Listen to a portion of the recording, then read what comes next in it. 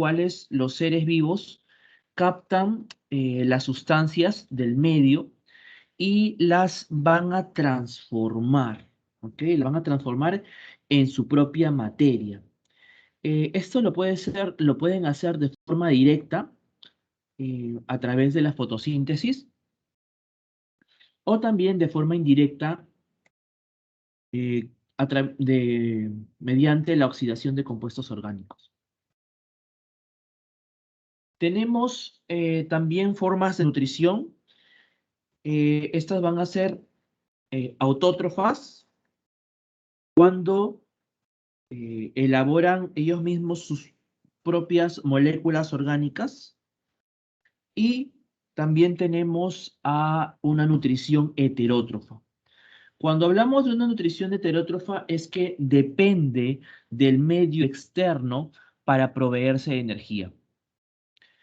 De esta forma, la heterótrofa puede ser clasificada en holozoica y también en saprófaga. Holozoica, por ejemplo, nosotros tenemos una nutrición holozoica en la cual vamos a descomponer elementos que son mucho más grandes hacia otros mucho más pequeños y poder ser aprovechados. En el caso de los saprófagos, por ejemplo, ahí tenemos a los hongos. Los hongos van a poder utilizar materia muerta o putrefacta que se encuentre disuelta, y por absorción van a poder asimilar los nutrientes directamente a partir de la membrana. Entonces, esa es la forma como van a aceptar o recibir estos nutrientes. Tenemos también el caso de los que tienen una nutrición directa a través de la fotosíntesis. Bueno, ya en otras clases les deben de haber comentado un poco respecto a la fotosíntesis, este proceso de la fotosíntesis, que bueno, se va a dar acá en la hoja. Después, si nosotros hacemos un aumento, un zoom ahí, vamos a ver la zona de eh, donde se encuentran los cloroplastos, zona de parénquima. Acá están los estomas, acá los cloroplastos. Dentro de los cloroplastos tenemos una serie de discos apilados, y estos discos van a ser los tilacoides, ¿no?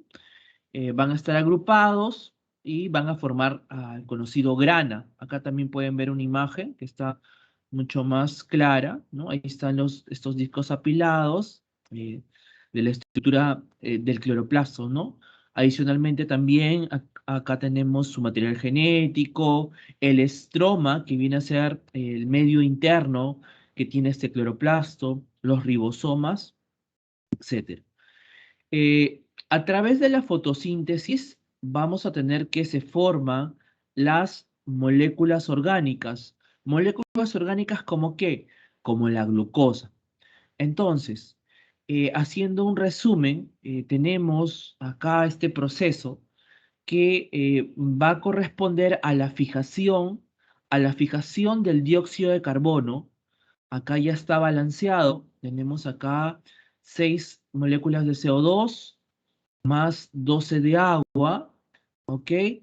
El proceso de energía, ustedes saben que acá hay la intervención de la luz y va a formar la glucosa, ¿no? La molécula orgánica que es la glucosa.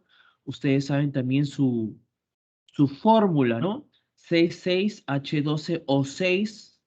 Y también tenemos la liberación de oxígeno y de agua, ¿ok? En resumen, es el producto que vamos a tener en la fotosíntesis, ¿ok? Um, Listo. La fotosíntesis como tal es un proceso bastante complejo. Acá les voy a mencionar los puntos más importantes, los puntos que deben de recordar, básicamente los productos finales de cada uno de estos procesos. Vamos a hablarlos, vamos a detallarlos, y justamente lo que corresponde para el nivel de la pre, ¿ok? Para el nivel de la pre, voy a hacerles algunas preguntas por ahí, preguntas que ya se han tomado en la pre, se las voy a decir en su momento. ¿Ok? Entonces, tenemos los componentes de esta fotosíntesis, que va a ser la fase luminosa y la fase oscura. ¿Ok? Entonces, en esta fase luminosa existe unas reacciones fotodependientes, va a necesitar la luz, ¿ok? Y esta de acá se va a dar en lo que corresponde a los tilacoides. Eh, de forma resumida, tenemos acá la acción de los fotones, en una serie de proteínas, también llamadas fotosistemas, ¿ok? Y a través de estos fotosistemas, del pasaje de electrones a través de estos fotosistemas, vamos a tener productos que debemos recordar, productos en la fase luminosa que van a ser la liberación de oxígeno, que está por acá, liberación de oxígeno, la formación de ATP, que está por acá, miren acá, está de acá, formación de ATP y la formación de NADPH, que van a ser transportadores de electrones. ¿Ok? Entonces, tenemos que recordar eso. Productos finales, fase luminosa, oxígeno, ATP y NADPH. ¿Ok? Entonces, eso es lo que debemos recordar. Y en la fase oscura que se basa en lo que es la fijación del carbono, esto se va a realizar en el estroma. Yo les había dicho que el estroma va a ser este interior del cloroplasto, ¿ok? Y acá se da este ciclo de Calvin y Benson, que bueno, lo vamos a ver en un momento. Entonces, para que se dé esta producción de moléculas orgánicas, en este caso, para este ejemplo, que tendría que ser los carbohidratos para la formación de las moléculas orgánicas, como los carbohidratos, la glucosa, entonces vamos a necesitar ¿qué cosa? Vamos a necesitar del ATP, ¿ok? Y vamos a necesitar del NADPH, ¿ok? Y digo vamos a necesitar porque recuerden que esos son productos que se realizaron en la fase luminosa. Entonces van a ser utilizados para esta fase oscura. Les dije también que debemos recordar los productos finales de la fase oscura.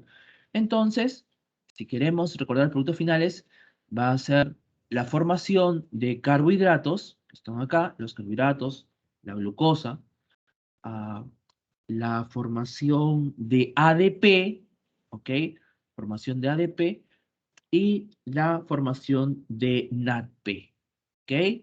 La formación de NADP. Entonces, esos son sus productos finales, pero en el caso de la fase oscura, ¿ok? Son productos finales, pero en la fase oscura de la fotosíntesis, ¿ok? Bueno, entonces vamos a ir viendo cómo se da esto. Se da esto. ah, en la fase luminosa, ¿no? Entonces, acá tenemos los tilacoides, si ustedes se dan cuenta, acá hay un corte, ¿sí? Acá, y acá está aumentado todo este corte que se ha realizado. Y tenemos acá la membrana de tilacoide, tenemos las proteínas, ¿sí? Los llamados fotosistemas, que están por acá, fotosistema 2, fotosistema 1, y vamos a ver lo que sucede. Voy a pasar otras diapositivas que se complementan, ¿ok? La idea es que quede la idea completa. Tenemos acá los fotones, ¿no? O haces luminosos, ¿ok? Ustedes saben que eh, estos se comportan como onda y como partícula. Y estos haces luminosos van a hacer que a nivel de la proteína P680 se produzca una excitación, ¿ok? Una excitación de la proteína que va a permitir la liberación de electrones, ¿ok? Se van a liberar electrones y estos electrones van a viajar a través de proteínas, ¿ok? Entonces, tenemos acá los haces luminosos que están acá en amarillo, al fotosistema 2, acá con la proteína P680. Tenemos también a la plastoquinona, que va a llevar electrones hacia la proteína, que sería el complejo, el citocromo BF, que está por aquí, ¿ya? Este citocromo BF con estos electrones van a permitir el ingreso de hidrógenos hacia la zona de la luz del tilacoide. Acá en la luz del tilacoide lo que se va a formar es una gradiente de concentración, ¿ok? Una vez que va colocando hacia esta luz del tilacoide estos hidrogeniones, también va a viajar electrones con la plastocianina, que está por acá. La plastocianina va a estar llevando hacia el fotosistema 1. Acá en el fotosistema 1 está la P700, ¿ok? También los electrones van a viajar a través de otras proteínas, que en este caso viene a ser la ferrodoxina. La ferrodoxina va a ir hacia la eh, ferrodoxina NADPH reductasa, esa es la enzima, y lo que va a hacer es que el NADPH va a adicionarle un hidrógeno y va a formar el NADPH, ¿ok? Esto también ustedes lo pueden ver, bueno, si ven otra bibliografía, lo verán como NADPH más H o como NADPH2. De esa forma lo pueden encontrar, o de repente lo vieron en un libro de esa forma. Entonces, en la luz del tilacoide se han ido adicionando hidrogeniones, lo cual van a causar un determinado gradiente.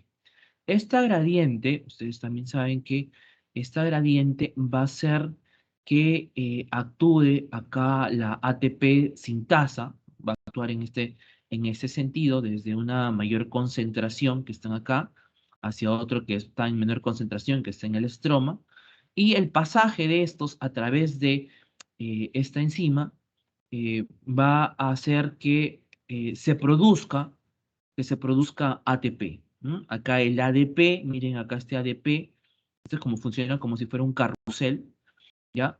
Este ADP se le va a adicionar el fósforo y se va a convertir en ATP, ¿ya? Entonces, ya estamos viendo acá productos que se están formando, ¿no? Habíamos dicho que productos finales de la fotosíntesis era formación de ATP y formación de NADPH.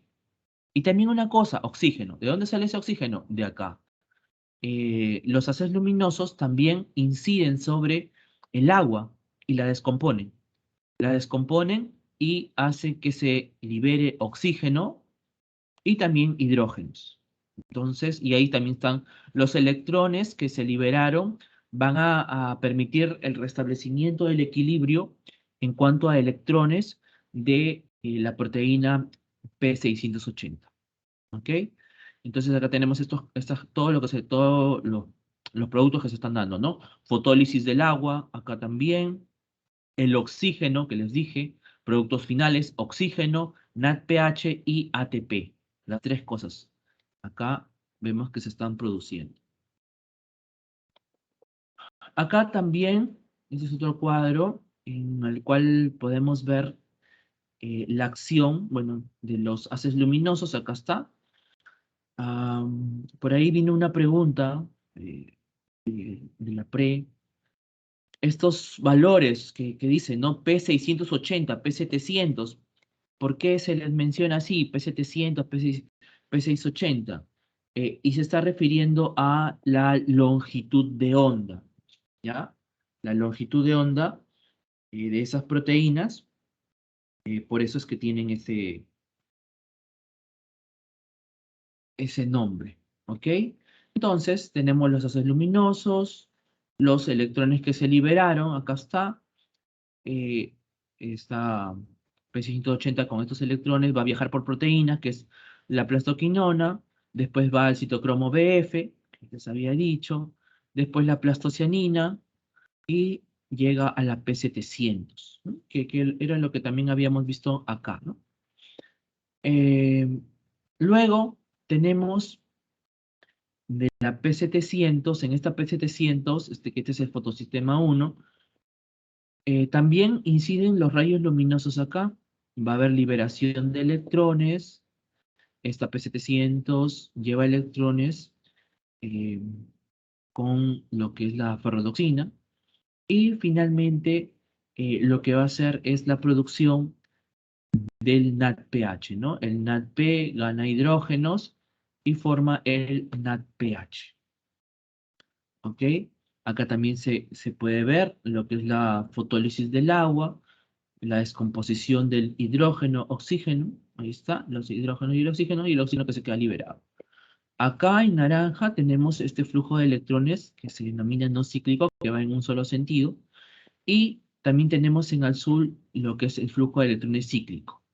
Este flujo de electrones cíclico parte de acá de esta P700 que liberó sus electrones, después va a la ferrodoxina y de la ferrodoxina regresa hacia al eh, citocromo BF y del citocromo a la P700. ¿Ok? Entonces acá tenemos la fase no cíclica que les había comentado, P680 lleva a través de proteínas y cada una vez cuando está viajando los electrones están ganando hidrogeniones, ¿se acuerdan que les dije que se está formando una gradiente?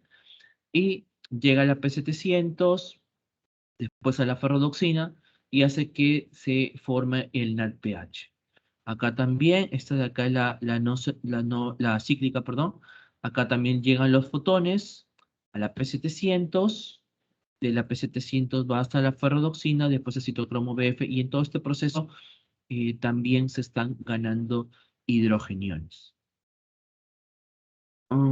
Ahora, vamos a ver la fase oscura de la fotosíntesis. Entonces, tenemos ya los productos de la fase luminosa, ATP, NADPH, y ahora vamos a ver cómo llegan estos a la fase oscura. En la fase oscura también hay una serie de procesos bastante complejos. Y acá les voy a colocar los más importantes o los que debemos de recordar, ¿ok? Para el nivel de la pre. Básicamente en esta fase oscura es la incorporación de CO2. La incorporación de CO2 para la producción de moléculas orgánicas. Entonces, vamos a tener, por ejemplo, acá a esta molécula de ribulosa 1,5-bifosfato. Tenemos acá 6 moléculas. Esta ribulosa 1,5-bifosfato se va a juntar con una enzima, la ribulosa 1,5-bifosfato, carboxilasa oxigenasa, que es la conocida como rubisco, que le va a permitir la fijación del CO2. ¿Ok? Le permite la fijación del CO2. Luego de eso es que se forma el 3-fosfoglicerato, que está acá. Este es el 3-fosfoglicerato. Se producen 12 moléculas.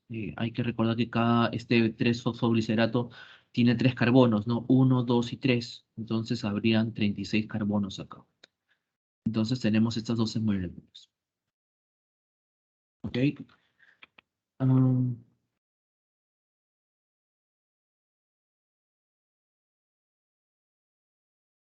Ya.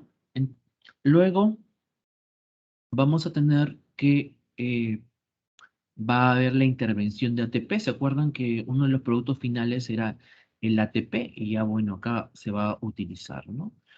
Entonces, este ATP que está por acá se va a liberar un ATP, perdón, se va a liberar un fósforo, se va a liberar un fósforo y se va a convertir en ADP.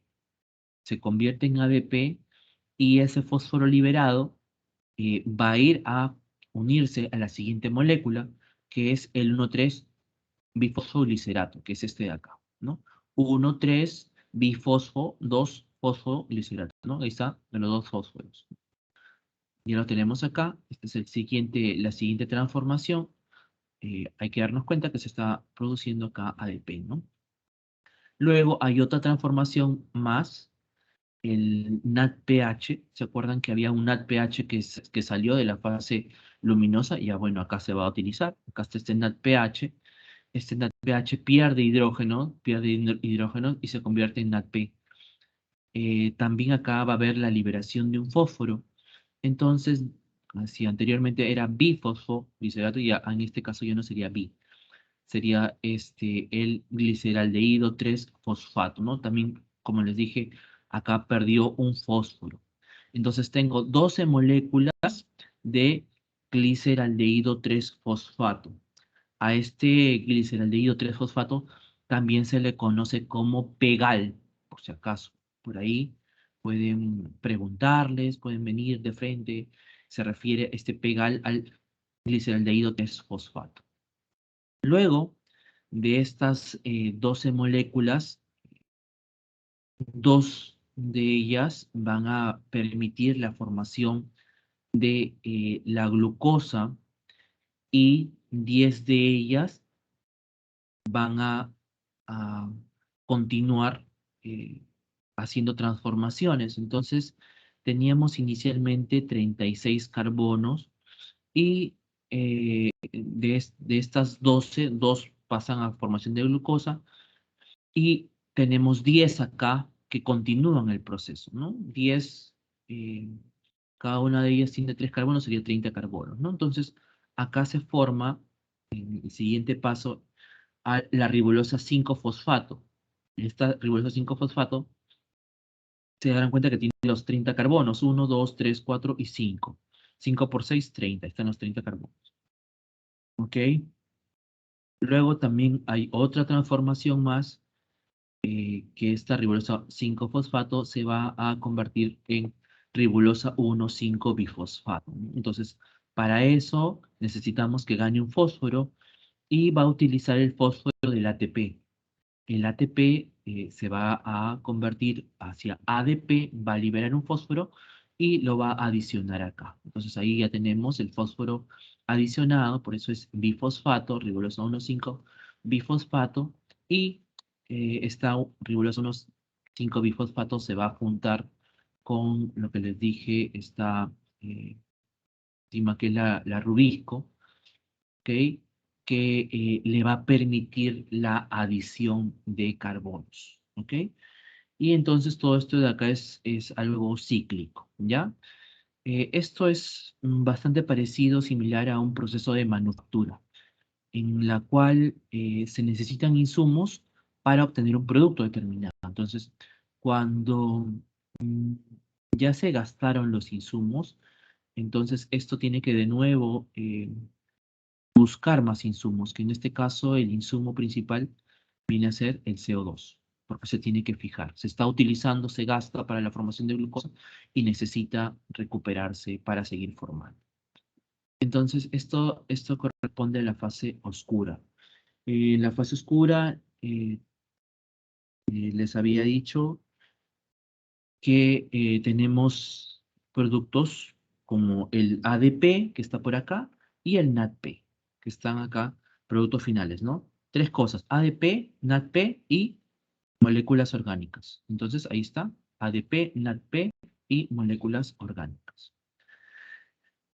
Este gliceraldehído 3-fosfato que les dije, PEGAL, que es este de acá, gliceraldehído 3-fosfato, puede cumplir diferentes roles. Esto es de acuerdo al tipo de planta. Por ejemplo, el PEGAL puede utilizar una vía de pentosas, que es la ribulosa. Puede también utilizar una vía de hexosas, que sería la glucosa. ¿Ya? También el PEGAL, a partir del PEGAL, se pueden adicionar o se pueden formar, en este caso, aminoácidos, y la adición de aminoácidos van a formar proteínas. También tenemos que este PEGAL puede formar ácidos grasos y glicerina y lípidos, que también los puede formar. como les dije, de acuerdo al tipo de planta. Ahora vamos a ver el caso de la respiración celular. En el caso de la respiración celular, vamos a tener formas o tipos, que viene a ser la respiración anaeróbica. Anaeróbica, como su nombre lo dice, es sin oxígeno, ¿ok? En el citosol se va a dar. Y la respiración aeróbica la vamos a tener en la mitocondria. En este caso, con la presencia de oxígeno, ¿ok? Eso es lo que se va a realizar. Mm, bueno, entonces, en este proceso de respiración, de respiración celular, vamos a partir con la formación o la serie de transformaciones de la glucosa hacia la formación de ATP. Entonces, vamos a ver esos pasos. Am, Acá tenemos a la conocida como glucólisis, que va a ser este pasaje de glucosa hacia ácido pirúvico, ¿ok? Para hacer este pasaje de glucosa hacia ácido pirúvico, va a haber la formación de ATP, ¿ya? Eh, Productos finales o ganancia final va a ser del pasaje de glucosa hacia ácido pirúvico, va a ser 2 ATPs y 2 NADH2, ¿ok? 2 ATPs y 2 NADH2. Después vamos a ir viendo, acá les estoy comentando de esta forma, que va a haber otras imágenes que refuercen lo que les estoy diciendo acá, ¿no? En cuanto a la ganancia, ¿ok? Ganancia final, 2 ATPs y 2 NADH2, ¿ok? O NADH más H, como les dije. Pero también lo han visto así, de repente tienen su cuaderno así, para que sepan, ¿ok? Luego, este ácido pirúvico puede puede continuar de dos formas. Una sin oxígeno y otra con oxígeno. Cuando lo hace sin oxígeno, vamos a tener que se denomina la fermentación, ¿ok? Fermentación. Esto se produce en el citosol. Y tenemos una fermentación láctica y una fermentación etanólica. Vamos a ponerla acá, ¿ya? Acá está una fermentación láctica. Acá está, por ejemplo, la lactosa. Ustedes saben que es la lactosa más glucosa. Por este proceso de glucólisis se pasa hacia piruvato. Tenemos la ganancia neta, acá esto está en naranja, las ganancias netas, 2 ATPs y 2 NADH, ¿no? Em, esta formación de esta fermentación láctica, por ejemplo, se da en los músculos. En los músculos, si ustedes empiezan a correr, imagínense, están corriendo un determinado, eh, ah, una cantidad de espacio determinada, una cuadra, 2 cuadras, no sé a las cuántas cuadras ustedes se cansarán ya, eh, y empiezan a tener cierto malestar en los músculos, ¿no? Entonces ahí hay una acumulación de ácido láctico en los músculos que les empieza a causar un cierto malestar, ¿no? Personas que tienen ya, corrieron mucho y ya no pueden más, ¿no? Como que les duele los músculos, es por esta producción de lactato.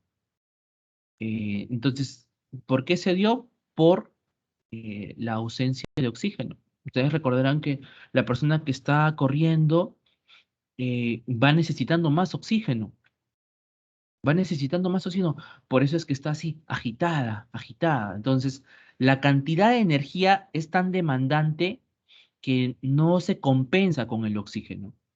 Entonces, por eso es que se da este proceso acá en los músculos. ¿Ok? Y también tenemos la fermentación del tipo alcohólica. En la fermentación del tipo alcohólica tenemos acá la glucosa, pasa hacia piruvato, se tienen las ganancias netas que viene a ser ATP y NADP, y este proceso de piruvato va a pasar hacia oxal 2-acetaldehído, hay una descarboxilación, después acá también va a haber la acción de una alcohol deshidrogenasa y va a formar etanol. Entonces, con este proceso es que se da la fermentación.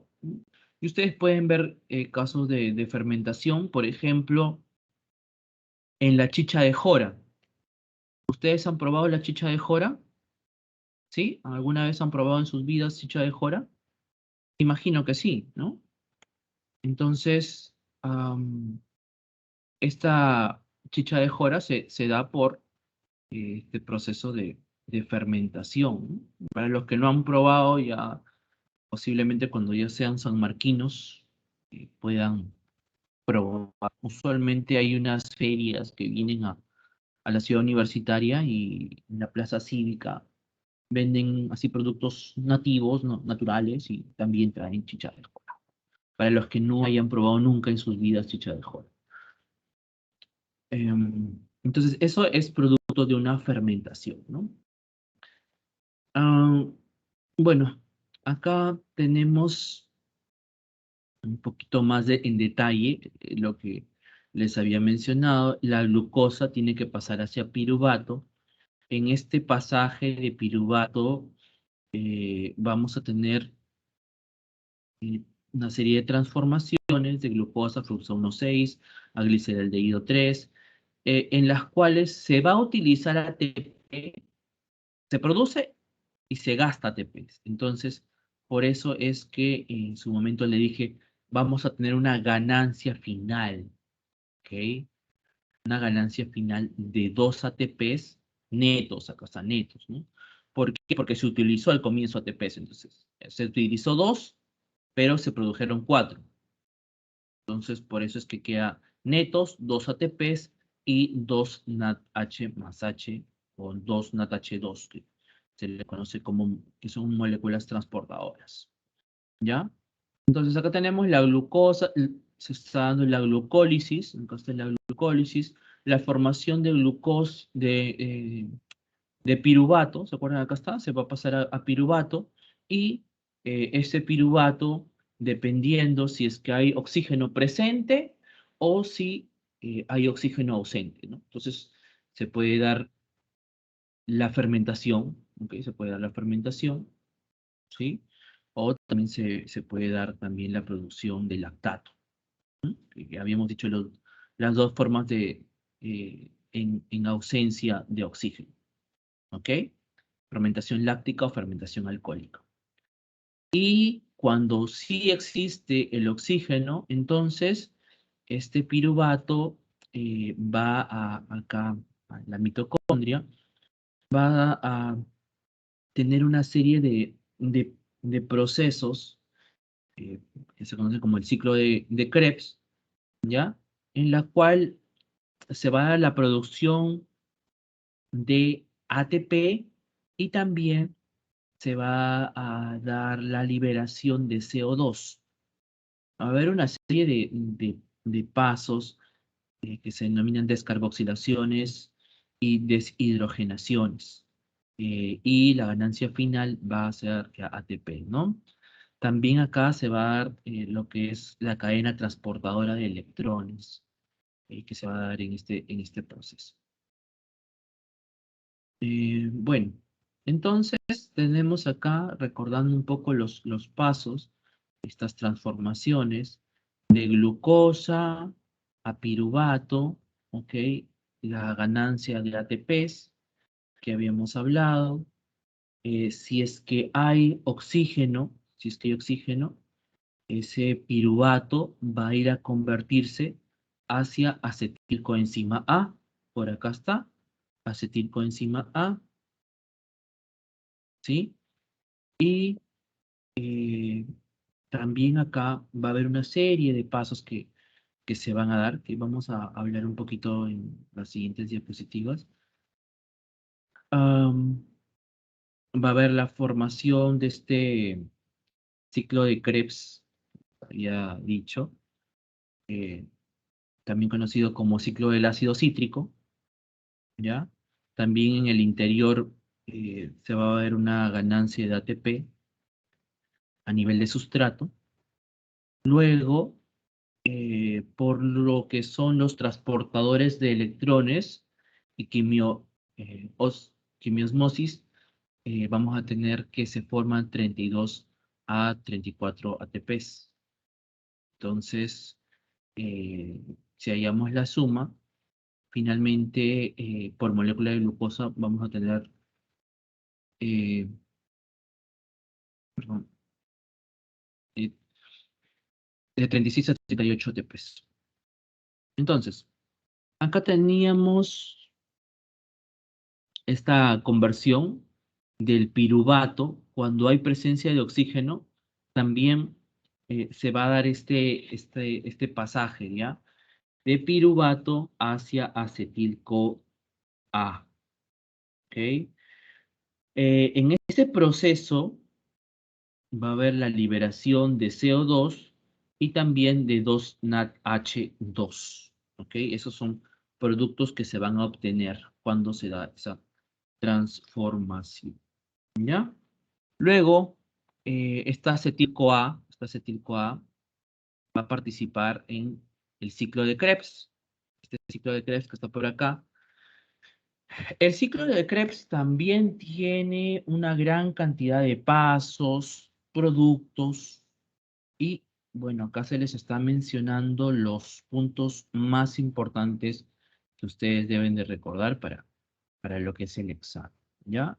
Entonces, tenemos productos. Acá el citrato, tenemos un compuesto de 5 carbonos que están por acá, otro compuesto de 4 carbonos y después se va a formar oxalacetato. Esos son los productos, así en resumen, de lo que se va a formar. Profesor, En eh, esta serie de pasos, de transformaciones, va a haber la participación de el carbono, ¿ok? Y de los transportadores de electrones. Entonces, acá vamos a ver cómo están actuando.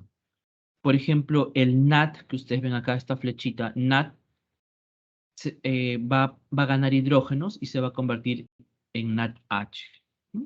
Les dije que en este ciclo del ácido cítrico va a haber un proceso de descarboxilaciones.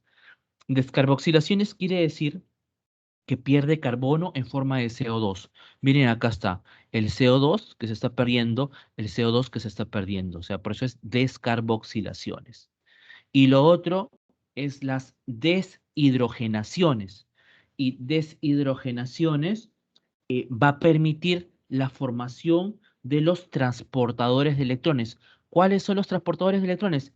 El NADH, miren acá esto que está en un moradito que está acá, el NADH, 3 NADH, ¿ok? Miren acá este 1, 2 y 3, ¿ok? Entonces tiene 3 NADH y un FATH2, acá está FATH2, ¿ya? Estamos viendo los transportadores de electrones que se están formando, ¿ya? Entonces, acá tenemos 3, ¿sí? Estamos viendo que también se está liberando CO2, acá está el CO2 que se está liberando, CO2 que se está liberando. También tenemos la producción de un GTP, guanosin trifosfato, y este GTP tiene la misma carga energética que un ATP. ¿Ok? Entonces, cuando saquemos el balance final de ATPs producidos, vamos a considerarlo como uno, nada más, ¿no? Acá les dije que se está formando un FATH2, entonces el FAT gana hidrógenos y se convierte en FATH2. Entonces tenemos estos tres productos, ¿no? 3 NADH2, un FATH2 y un GTP. Todo esto es un ciclo, se da 2 veces, en este caso que corresponde al ciclo de Krebs. En cuanto a la fosforilación oxidativa, ¿qué pasa en la fosforilación oxidativa? Si tenemos acá a la mitocondria, ustedes pueden ver acá la mitocondria, la membrana externa, la membrana interna, y hacemos un corte. Miren, hacemos un corte, acá está, hacemos un corte y de ahí lo aumentamos. Vamos a verlo de la siguiente forma. Acá está el citosol, acá está la parte externa, la membrana externa, acá también ustedes pueden ver membrana externa de la mitocondria, y acá también la membrana interna de la mitocondria, ¿ya? Acá está la matriz, al interior, ¿no? Acá está la matriz al interior, ¿ok? De la mitocondria. Entonces, eh, vamos a tener acá la acción de estas proteínas que también van a facilitar el pasaje de los hidrogeniones hacia el espacio intermembrana. Acá está. El NATH, este NATH eh, va a utilizarse, se va a convertir hacia NAT, y esta liberación de hidrógeno eh, va a conllevar a permitir el pasaje de este hidrógeno hacia el espacio intermembrana, ¿ya? Después los electrones van a viajar hacia el citocromo C. En el citocromo C va a tener la acción de la ubiquinona, y esta ubiquinona lo que hace es que el FATH2, ¿se acuerdan? Estamos viendo las moléculas transportadoras, que este FATH2 pierde hidrógenos y se convierte en FAT. Estos hidrógenos van a viajar hacia el citocromo C. En el citocromo C también va a haber la adición de hidrógenos hacia el espacio intermembrana, ¿no? También acá nos damos cuenta que lo que se está formando es una gradiente, ¿ok? Y finalmente esto pasa al citocromo oxidasa, ¿ok? Y este citocromo oxidasa va a permitir la adición de hidrógenos con el oxígeno y va a formar agua metabólica. Producto de nuestra respiración celular se forma agua metabólica. Como se ha creado acá en la parte interna de la membrana una gradiente de concentración, esta va a viajar a través de la ATP sintetasa, ¿ok? Esta sintetasa también es como si fuera un carrusel, gira y permite la formación de ATP, ¿no? El ADP le agrega su fósforo y se convierte en trifosfato. Y ahí tenemos esta reserva energética que viene a ser el ATP. Entonces, vamos a ver ya un poco la suma de este proceso. Primero, acá vamos a ver a nivel de lo que es el sustrato.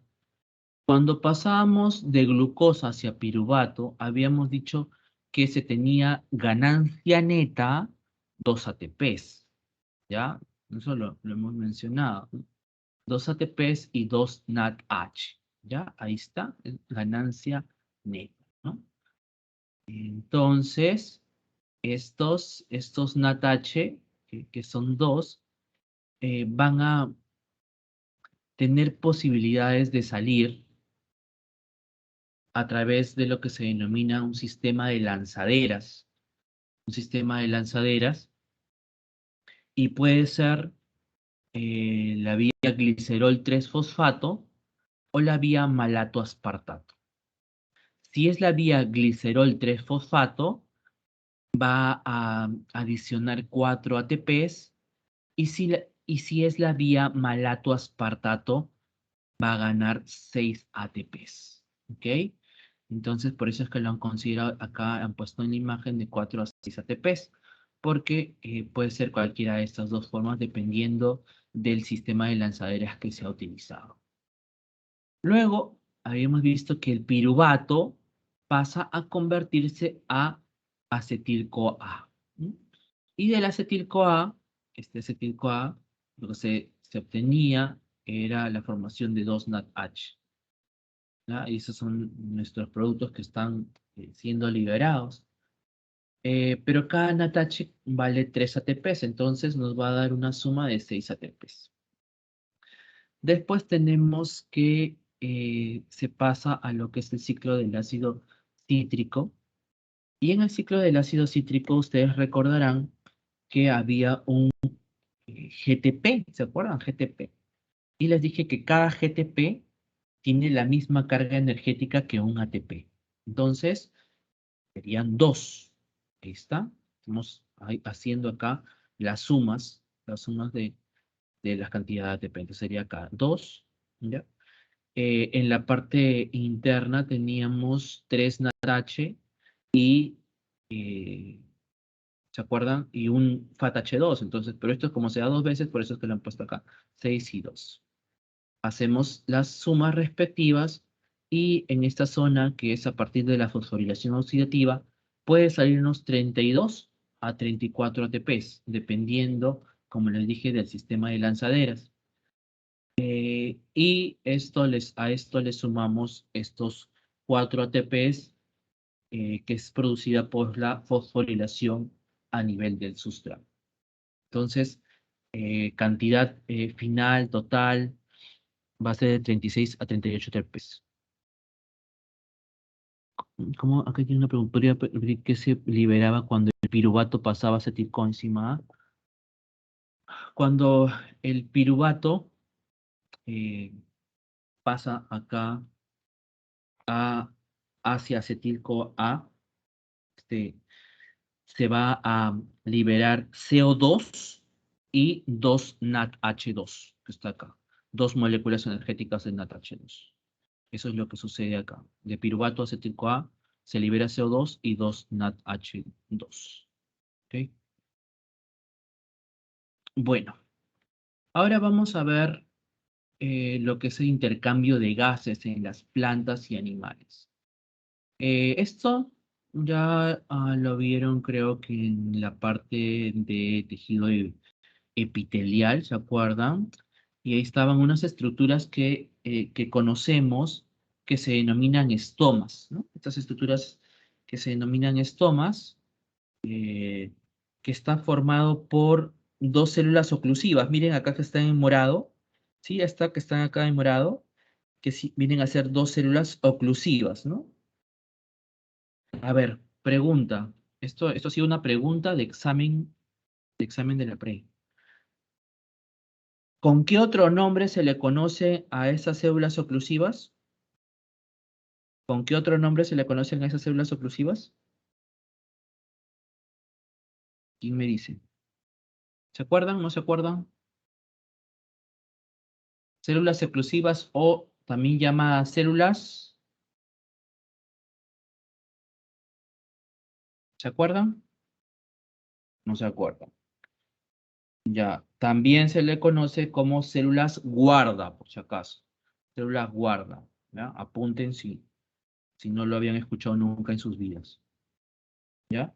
Y ustedes recordarán que por ahí se hace el intercambio de gases, pues, ¿no? Intercambio de gases, la transpiración. Entonces eso se da a ese nivel, ¿ya? También vamos a tener en los insectos una respiración a nivel de tráqueas, que está por acá, ¿no? Que es el pasaje de lo que son los gases, ¿ok? Luego tenemos una respiración cutánea, por ejemplo, en la lombriz de tierra, ¿no? La lombriz de tierra, ustedes pueden ver ahí, cómo se da esto a nivel de la piel, ¿no? El oxígeno se disuelve en las sustancias mucosas de la piel y pasa hacia la sangre, ¿no? Que está por acá, miren, está ingresando el oxígeno y también se libera CO2, entonces ven que se libera CO2. Entonces, esa es una respiración cutánea. También tenemos organismos que tienen una respiración a nivel de branquias, acá está, a nivel de branquias, y estas branquias son externas y básicamente cumplen el mismo principio. Por acá ustedes pueden ver el ingreso, miren, el ingreso del oxígeno y la salida de CO2, ¿ok? Ingreso de oxígeno y salida de CO2. Y finalmente tenemos la respiración a través de branquias internas. Branquias internas, acá pueden ver ustedes también, de los peces. ¿Ok? Imagino que sí han visto las branquias de los peces, ¿cierto? Am, ¿Cómo se hace para identificar si un pescado está fresco? ¿Mm?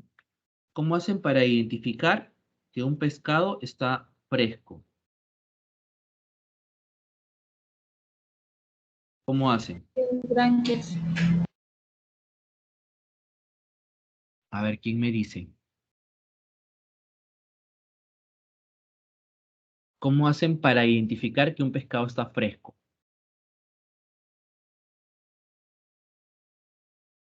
¿Alguna idea? ¿Nadie? ¿No se acuerdan? El color de las branquias. ¿Qué color tiene que tener? ¿Cómo tienen que ser? Aunque no lo crean y ustedes digan, ay, ¿por qué me pregunta esto? Esto ha sido pregunta de examen, por si acaso, de los exámenes que ustedes tienen. ¿Qué color? ¿Qué color? ¿Cómo tiene que ser su color? Para que sepas que está fresco. Ya. Y ahí le voy a dar una partecita más que no está. Tienen color rojo brillante, ¿ok? Rojo brillante, ¿ya? En pescado fresco tiene un color rojo brillante y si es que no está tan fresco tiene un color más mate. Entonces, esas son las diferencias. Que eso fue pregunta, por ejemplo, de examen de la pre. Ahora vamos a ver el sistema respiratorio en el humano, ¿ya? El humano, bueno, acá tenemos que toma el aire, ¿no? Toma el aire, ¿no? Por la inspiración llega, ¿ok? Y por acá existe un poco de filtración, ¿no? Después el aire sigue ingresando y en toda esta zona, esto también es otra pregunta por si acaso. ¿Qué es lo que sucede en esta zona con el aire? ¿Qué es lo que sucede en esta zona con el aire? A ver, ¿quién me dice? Esa fue otra pregunta de examen.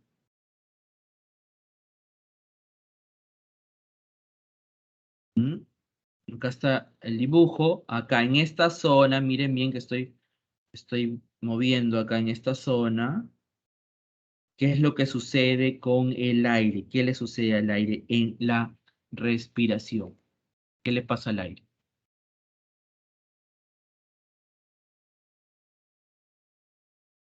¿Mm? ¿Se acuerdan? ¿No se acuerdan?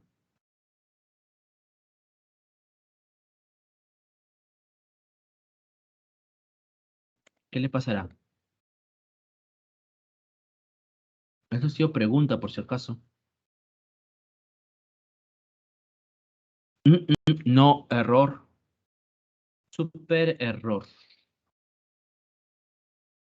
Ahí no se realiza el intercambio de gases. El intercambio de gases se realiza en los alvéolos. Así que es bueno siempre poder corregir. Perfecto, García. Perfecto, Rodrigo. Lo que se realiza en esa zona que les había dicho es que el aire se calienta. Ok, perfecto, esa es la respuesta.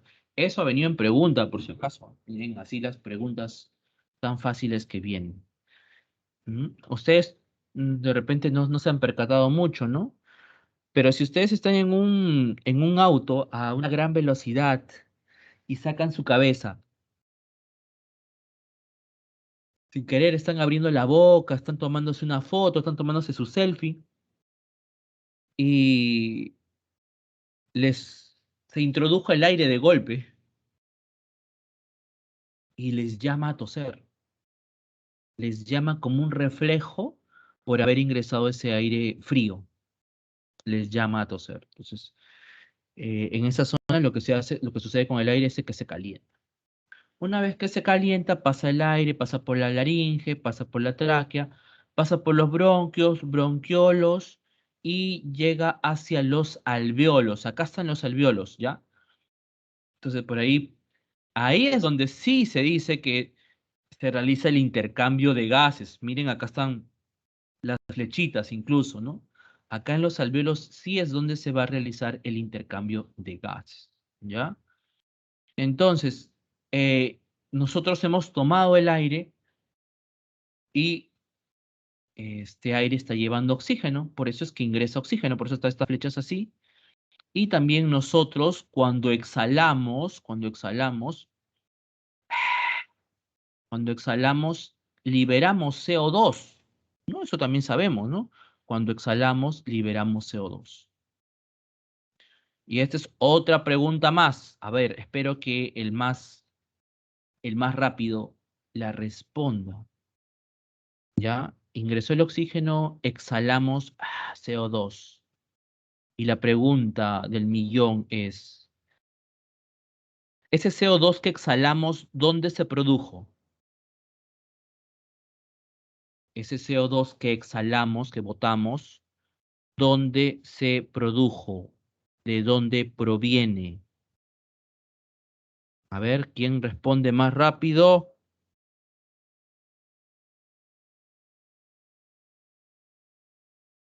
Sí, con una pregunta. Ya, esa es su respuesta de Farro. Mm, por ahí nos dice su compañero del ciclo de Krebs. ¿Cuál sería una mejor respuesta? De los pulmones. Yo quiero una respuesta que está más bonita. Yo he dicho, ¿dónde se produjo? ¿Qué cosa lo originó? Por ahí hay unas respuestas que están un tanto parciales. Puede haber una mejor respuesta del intercambio de los alvéolos. Claro, está bien que sea el intercambio de los alvéolos, pero ¿de dónde provino ese CO2? O sea, el intercambio sí se da en los alvéolos, pero ¿de dónde provino?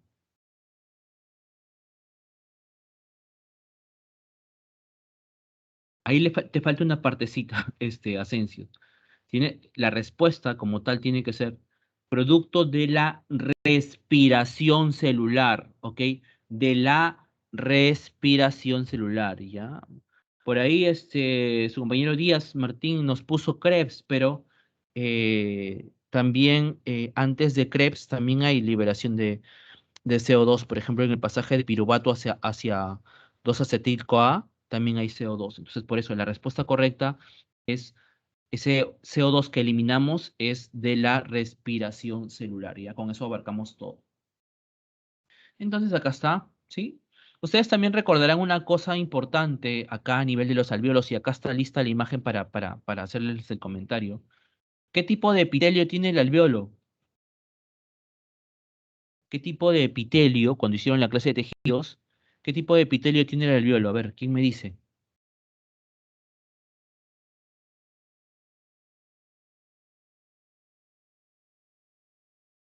¿Quién me da la mejor respuesta y completa? ¿Cuál es el epitelio del alvéolo? Ajá, muy bien, Asensio. Es un epitelio simple plano, ¿ok? Tenemos que recordar esas cositas. Ya. am, Listo. Entonces se da el intercambio de gases, ¿no? También va a permitir el transporte del CO2 por la hemoglobina en la forma de carboaminohemoglobina, que va a estar disuelta en sangre, y como ion bicarbonato. Luego vamos a ver que en este sistema respiratorio tenemos a la inspiración, cuando el aire entra a los pulmones, y hay que darnos cuenta de las flechitas, ¿no? Miren acá cómo está ingresando por la tráquea, está ingresando, ¿ya? Llega acá a los pulmones y tenemos que ver qué es lo que le sucede al pulmón, ¿no? Si estamos, se está dando la inspiración, los pulmones están aumentando, dense cuenta, ¿no? Ahí está, se están expandiendo. Acá hay unas flechas que indican que se está expandiendo el pulmón, ¿ya? También tenemos la contracción de los músculos pectorales menores por acá. También tenemos contracción de los músculos intercostales, ¿no? Porque lo que sucede es que el pulmón está ganando un volumen. Entonces está ganando un volumen, está ganando un aumento. Va a existir la contracción y descenso del diafragma, ¿ok? Contracción y descenso del diafragma. Que está por acá, ¿ya? Eso es en la inspiración. Mm, Bueno, acá en esta diapositiva, antes de continuar, había una pregunta más que se me había escapado, que también había venido, y es, ¿qué sucede? ¿Qué sucede en los pulmones cuando existe una persona que tiene su cuadro de asma? Cuando está con el asma, cuando está que no puede respirar, ¿qué es lo que estaría sucediendo en ese caso en los pulmones? A ver, ¿quién me dice? ¿Quién me responde? ¿Qué sucede en los pulmones cuando esta persona le da su crisis asmática y no puede respirar? ¿Qué está pasando?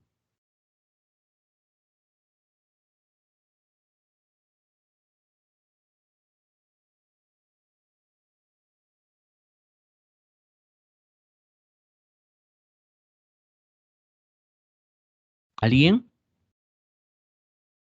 Ya, entra menos aires. ¿Debido a qué? ¿Cuál es la razón por la que ya no realiza muy bien el intercambio? Ya, pero ¿cuál es la razón? Se inflama, entra una menor cantidad de aire. ¿Debido a qué? ¿Debido a que entra una menor cantidad de aire? ¿Qué es lo que pasó para que entre menos aire? Tienen que estar ustedes más o menos listos como para alguna pregunta de eco de ese tipo, pues, ¿qué es lo que pasó, no? De tantos casos ahí que de repente habrán tenido amigos, familiares que necesitan su inhalador. Entonces, ¿qué le pasó? ¿Qué está sucediendo? ¿Por qué no pueden respirar? ¿Qué sucedió? ¿Qué pasó ahí en el sistema respiratorio? Se pierden los alveolos. ¿Y cómo se pierden?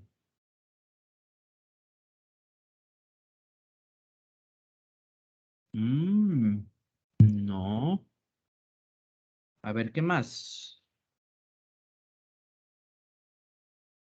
Se contraen. ¿Quiénes se contraen? Ah, ya. Ahora sí, por acá ya tengo una respuesta, que es ya un tanto. Ah, lo que va a hacer es a nivel de los bronquios, ¿ok? A nivel de los bronquios. A nivel de los bronquios se va a reducir la luz, ¿ok? Mira, acá están los bronquios y ustedes saben que por ahí va a estar pasando el aire, pero eso es que se ha disminuido el calibre, podríamos decir de esa forma, ¿no? Entonces, al reducirse la luz de ese espacio, ingresa menos aire, ingresa menos aire y las personas se sienten como asfixiadas, se sienten que no pueden respirar, ¿ok? Y ustedes se habrán dado cuenta de que esas personas necesitan de su inhalador y una vez que utilizan el inhalador, ¿hace efecto de inmediato o se demora? A ver, ¿hace efecto de inmediato o se demora? A ver, ¿quién me dice la respuesta? Se demora, dice Díaz. ¿Qué más? ¿Están de acuerdo con su compañero? ¿Los demás qué dicen? De inmediato, dice Reyes. De inmediato, dice Fabricio. Y bueno, y la respuesta es de inmediato. De inmediato hace efecto. Ustedes utilizan justamente, y escuchen bien el nombre, broncodilatador, broncodilatador, broncodilatador de salbutamol, por ejemplo.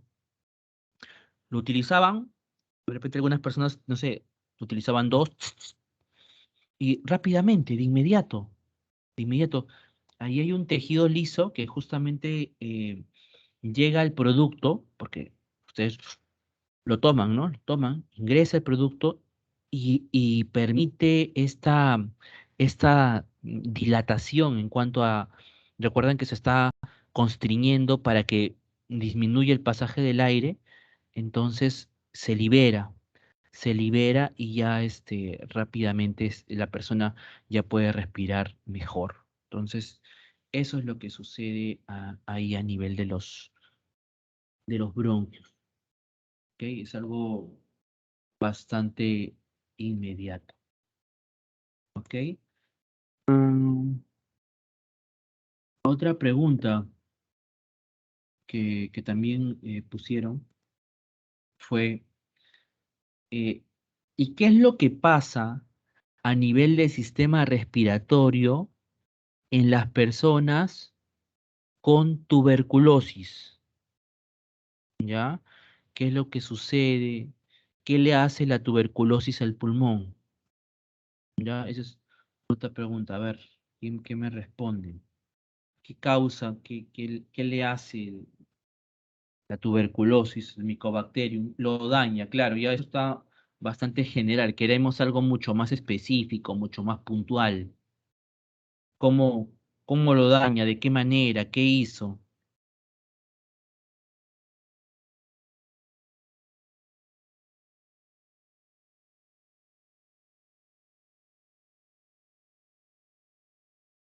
A ver, vayan pensando, ¿qué hace el Mycobacterium?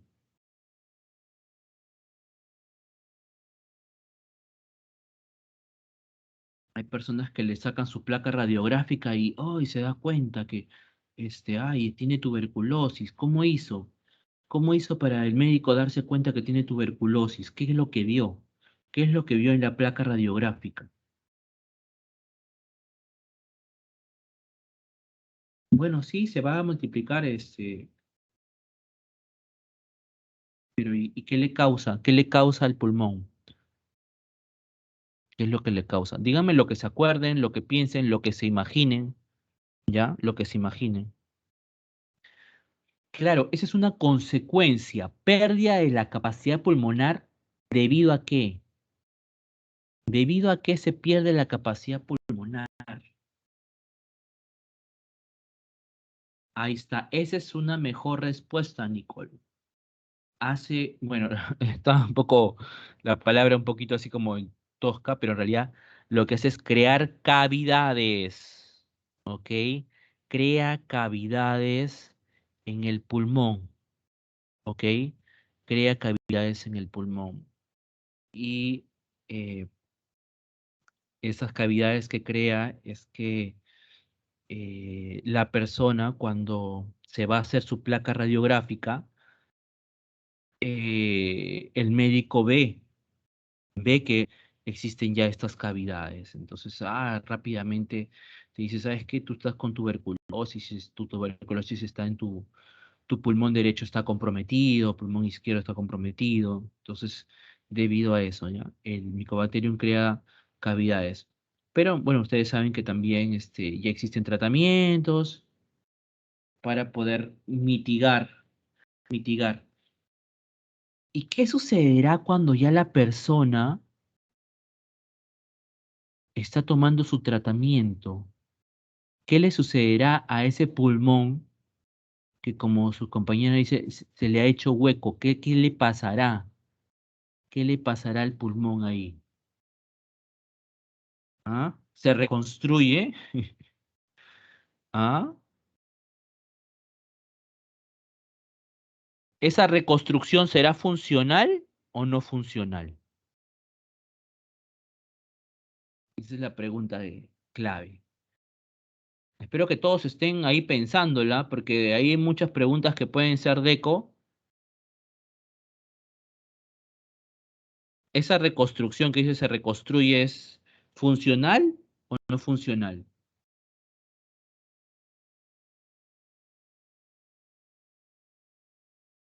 ¿Qué dicen los demás? A ver, lo que les diga su mente. Su compañero dice que se reconstruye. ¿Qué le pasa al pulmón? ¿Será funcional? Y de ahí va una pregunta, una respuesta que por acá dijo uno de sus compañeros. Dijo, se disminuye. Está, por ahí lo pusieron. Se disminuye la capacidad pulmonar. Acá está. ¿Se acuerdan que uno puso ahí? Se disminuye la capacidad pulmonar. Entonces, ¿qué es lo que pasó? Estas cavidades han reducido eh, la capacidad pulmonar. Recuerden también que, miren, acá están los alvéolos. Estos alvéolos también están comprometidos cuando la persona está con tuberculosis. Y esta persona con tuberculosis alguna vez puede toser y al momento de toser eh, lesiona por la vibración a estos capilares, ¿ya? Y por eso es que escupe sangre. Por eso eso de que sale, que escupe sangre y que dice, ah, no, tú tienes tuberculosis es debido a esto. ¿Qué le pasa al pulmón? El pulmón se llena de tejido conectivo, de fibras de tejido conectivo, pero esa persona eh, no es que tenga la misma capacidad pulmonar. O sea, si ustedes tienen una determinada capacidad pulmonar después de que le dio la tuberculosis, la capacidad pulmonar se va a ver disminuida. ¿Con qué aparato se mide la capacidad pulmonar? ¿Se acuerdan?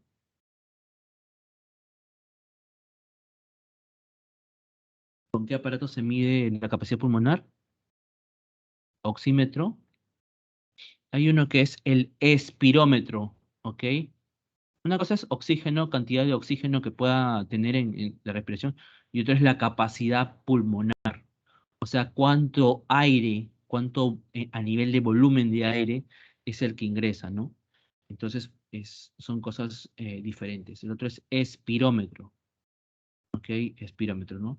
Hay personas que disminuye su capacidad pulmonar. Obviamente, ¿no? Si tenías en una zona de tu pulmón alvéolos, esta persona estuvo con tuberculosis, tosió, destruyó sus alvéolos y todo ese espacio, esa cavidad se empieza a sellar con tejido conectivo, con fibras, ya esa capacidad que tuvo ya se perdió y no se va a recuperar. Por eso es que este pulmón tiene estas características bastante particulares. Bueno, y acá en la expiración se va a dar la salida del aire, nosotros exhalamos, ¿sí? Cuando exhalamos, y esto también ha sido pregunta, que también deben de recordar, se va a dar la relajación y elevación del diafragma.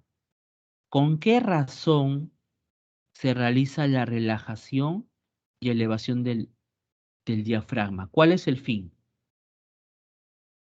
¿Cuál es el motivo para que se dé la relajación y elevación del diafragma?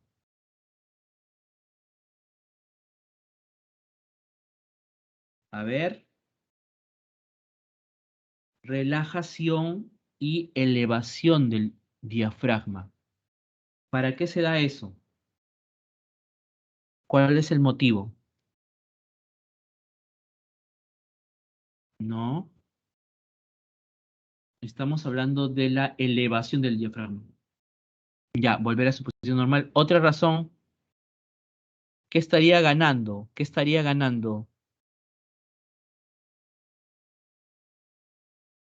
¿Qué está ganando cuando sube? Sí, en la expiración, en la expiración. ¿Qué está ganando cuando sube ese diafragma? ¿En qué beneficia? ¿En qué beneficia? ¿En qué beneficia? ¿En qué está beneficiando? Está exhalando. Está exhalando. ¿En qué beneficio? Miren ahí el dibujito, miren ahí el dibujito. Miren, acá está. Se relaja el diafragma y se eleva. ¿En qué está beneficiando en la expiración? Ajá, esa es la razón. ¿Ok? Empuja los pulmones, ¿ok?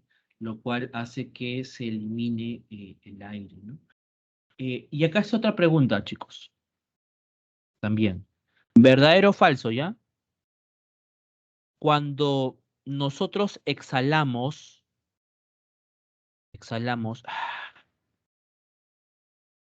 eliminamos todo el aire que está ahí, ¿verdadero o falso? Esa fue pregunta, por si acaso. No vayan a pensar, ay, que se me ocurrió eso. Falso, a ver, ¿qué más? ¿Qué dicen los demás? Falso, ¿no? De repente algunos ya lo han leído, porque puede haber agarrado una separata por ahí en el colegio, de repente les han enseñado. Falso, ¿ya? Siempre cuando ustedes exhalan, siempre hay un poquito más que pueden botar, ¿no? Botan aire, pueden botar más. Entonces, siempre va a haber una pequeña cantidad, más cantidad que puedan eliminar. ¿Ya? Siempre va a quedar ahí aire. Y bueno, también van a participar lo que es la relajación de los músculos pectorales y la relajación de los músculos intercostales para que el aire pueda salir. ¿Ok? Bueno, eso es todo. Vamos a ver las preguntas de la guía, las preguntas de la guía, que están bastante fáciles. Vamos a ver, primera pregunta. Dice, en el fondo del mar, en los manantiales calientes, se encuentran unos organismos unicelulares que utilizan el dióxido de carbono como fuente de carbono y emplean compuestos inorgánicos como fuente de energía. Indique la alternativa correcta respecto a dichos organismos. ¿Qué marcarían ahí? La uno.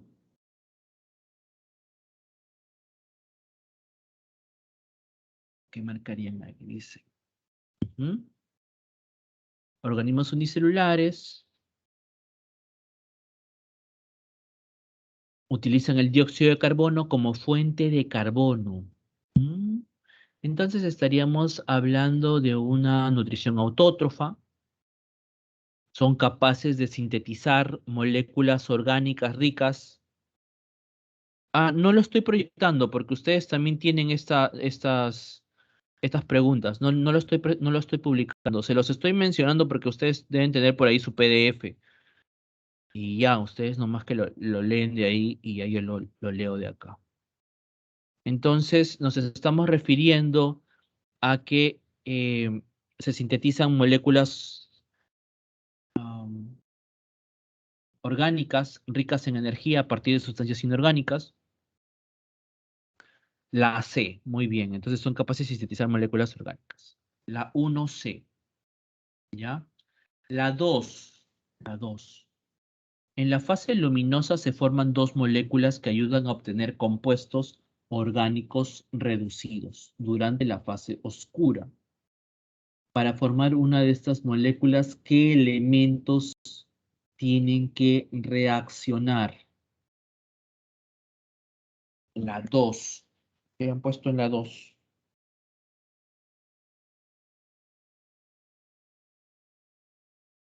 Ujú.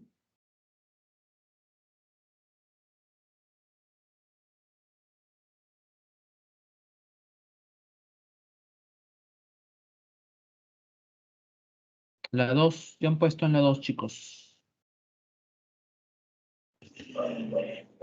Dice por ahí. Ahí hay un poquito de una ligera confusión, chicos. Acá vamos a aclararla, ¿ya? Dice, en la fase luminosa se forman dos moléculas que ayudan a obtener compuestos orgánicos reducidos. Y ustedes ahí empiezan a recordar el NADPH, ¿no? ¿Se acuerdan? El NADPH más H, ¿se acuerdan? Entonces, hasta ahí está bien, pero dice, para formar una de estas moléculas, ¿qué elementos tienen que reaccionar? Entonces, aparte de esto, les están dando una clave acá que tiene un elemento también importante, que son los electrones. Entonces, esto también es importante y son elementos para poder formarse ese NADPH2. Entonces, por eso es que esta es una mejor respuesta, ¿ya? Entonces sería la 2, la C, ¿ok? 2, la letra C. La 3, en un experimento se ha marcado con fluorescencia a las enzimas que participan en el ciclo de Calvin y Benson para visualizar y determinar dónde se lleva a cabo. ¿Qué parte de cloroplastos se marcaría con la fluorescencia? ¿Qué han puesto ahí? A ver, la 3. Ciclo de Calvin y Benson. ¿Dónde se da el ciclo de Calvin y Benson? Ya lo he mencionado. La 3. A ver, yo lo he mencionado en la clase. ¿Dónde se da este Calvin y Benson? En el estroma, correcto, en el estroma. ¿Ya? Entonces, la 3 es la B. 3, letra B. 3, letra B. 4. En el laboratorio de botánica se realiza un experimento para impedir la formación de compuestos orgánicos mediante la inhibición de la ATP sintasa, por donde vuelven los protones hacia el estroma durante la fase luminosa. ¿Qué proceso de la fase oscura se ve afectado directamente por la inhibición? La 4, la letra. La 4. ¿Qué han puesto en la 4?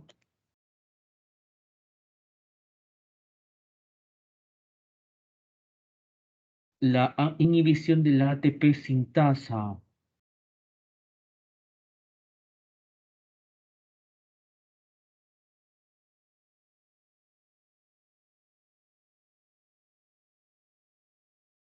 Ahí va a ser la respuesta, la letra C, la fosforilación de la ribosa fosfato. ¿Ok? Durante el proceso de fosforilación, los protones que se encuentran en el interior de los tilacoides vuelven al estroma a través de la proteína ATP-asa, generando así ATP. Si se inhibe la ATP-asa, no se formaría ATP durante la fase luminosa, por lo cual no ocurriría la fosforilación de la ribosa fosfato en la fase oscura. ¿Ya? Entonces sería la 4, la C, la 5. La 5 dice, se ha determinado que los gases que se emanan producto de la combustión afectan a las plantas, debido a que estos compuestos evitan que la luz sea captada efectivamente por ellas. ¿Cuál sería la explicación más adecuada para dicho efecto? La 5. 5 dedos, ¿cierto? 5 dedos, facilísima, ¿no? Los gases afectarán a los niveles de la P700 y la P680, que son fotosensibles, ¿ok? Son fotosensibles. La 6. Los animales, a diferencia de las plantas, tienen una nutrición que consiste en la ingesta de materia orgánica compleja. Por otro lado, los hongos se alimentan de materia orgánica muerta. En relación a ellos, determina el valor de verdad o falsedad de los siguientes enunciados y marque la alternativa correspondiente. Entonces tenemos la nutrición de los hongos es autótrofa, ¿verdadero o falso? ¿Los hongos es autótrofa? Falso, ¿cierto? Falso, pues. Los vertebrados tienen una alimentación holozoica. Los vertebrados tienen una alimentación holozoica. Y ahí les dije el ejemplo de nosotros mismos, ¿no? Los humanos tenemos una nutrición holozoica, descomponemos moléculas mucho más grandes hacia otras más pequeñas. Entonces, verdadero. Y el tercer enunciado, las algas son organismos autótrofos.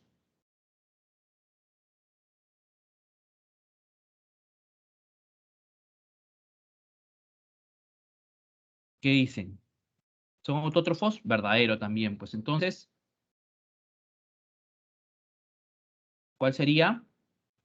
La letra A. Falso, verdadero, verdadero. 6A. 6A.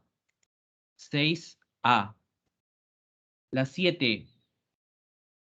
En un laboratorio de fisiología vegetal se está estudiando cómo la fotosíntesis es afectada por la pérdida de funcionalidad en los estomas de la planta. Para tal fin, se estudian dos plantas de la misma especie bajo las mismas condiciones, con la única diferencia que una de ellas presenta sus hojas cubiertas con una capa impermeable de vaselina. Del experimento se puede inferir que... ¿Qué alternativa? La 7. 7 que han puesto en la 7. 7D, ¿ok? 7D. 7 dedo. 7 dedo. La 8. La 8 va a ser la letra C. 8C. 8C. La 9. La 9. ¿Qué han puesto en la 9?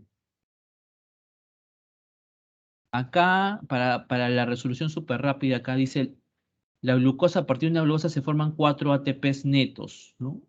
Lo normal es que se den 2.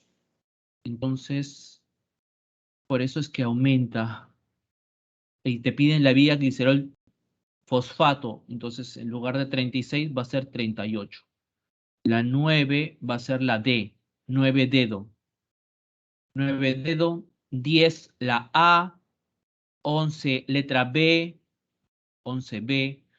12A. 12A. 13C. 13C. 14A. 14A. Y la 15, la letra B. Bueno, chicos, hasta acá nos vamos a quedar. Cuídense mucho y hasta otra oportunidad. Profe,